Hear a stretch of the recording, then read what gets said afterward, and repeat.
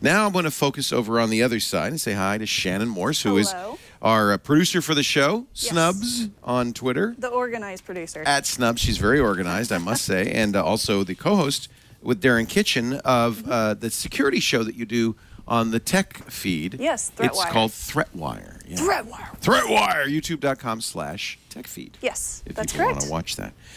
You got a nice looking notebook, and it's just in time for Valentine's Day. Just in time for Valentine's Day, and the whole reason that I picked this one out to review today is because it's bright pink. Does it have to be pink, or do they have other colors for the lid? They don't. It also comes in a nice silver color, too. So for the boys, you can get nice silver. Girls, you can get the bright pink. Or if you're... Not too late, guys, to get this for your honey. That's true. You still got 2 more days. So I have to say, it looks just like a MacBook Air from the side. Doesn't it? With a pink top. It's skinny.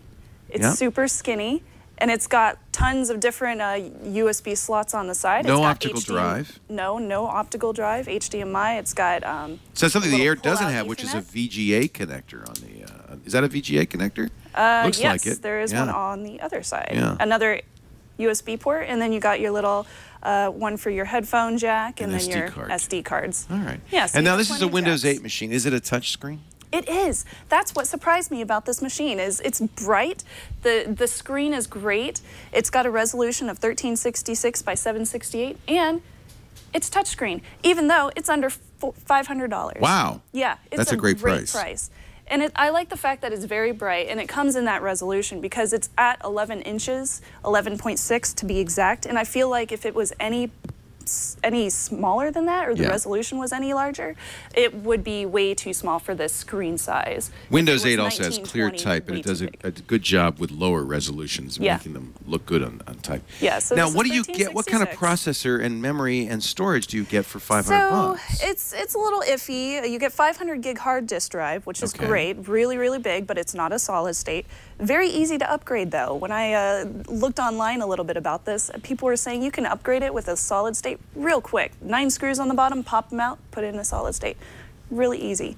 Easy to upgrade. It's got a 3rd gen i3 processor in it, an Intel. So it is a i3, it's not an i5 or an i7. Little bit slower processing power, but again, that price point is... It's a good price point. It's a great price point. That's 4 gigs not of bad. RAM. Yeah. 4 gigs of RAM, very average. And then it's only 2.9 pounds, and it comes with Windows 8, of course. This would be a great student notebook or anybody on a budget. This is pretty powerful. It's a great economic priced book. It's nice little, and it looks kind of like an Ultrabook. It's only 2.9 pounds, so it'd be great in a little bag. Sorry, Homer Simpson wants my attention. Homer Simpson really likes this one. He's really into the pink color. He loves the pink on the back. Is it a backlit keyboard? It is not, no. So no backlit keyboard. I did notice the touchpad right here. It is a little bit hard to press down. Whenever you have to put a lot of pressure behind that. So it's not too sensitive, which can be an issue if it's way too sensitive with things. And I also noticed the sound quality is great on here. So people that were wearing your headphones. I don't know why he's still talking to me. I turned him off. If you're wearing your headphones, hold on just a moment. I'm going to turn this up really loud. Okay. You get some music going in here. Okay, now I'll tell you from sitting here, it's loud. It's not exactly deep bass. Yeah. It's obviously sufficient to get Robert dancing. But almost anything gets him dancing. So my pros and my cons about this little guy. Pros, of course, it's small, it's portable, great touchscreen. I'm very happy that they included this at such a cheap price. And it's easy to upgrade with just a couple of screws on the bottom. You can pop in a nice solid state if you wanted to. And of course, the cons is that processor. I don't like the i3. I would never purchase something myself lower than an i5, personally. And that's about it. I got to give this thing a try. It's not for me specifically, because I would definitely go for an Ultrabook with higher processing power in it and a solid state already built in. But it's a really good choice for a student or somebody who's a little bit more aware of price how sensitive. They're pricing. I think that's a great price. Yeah, it's a good one. The touch screen.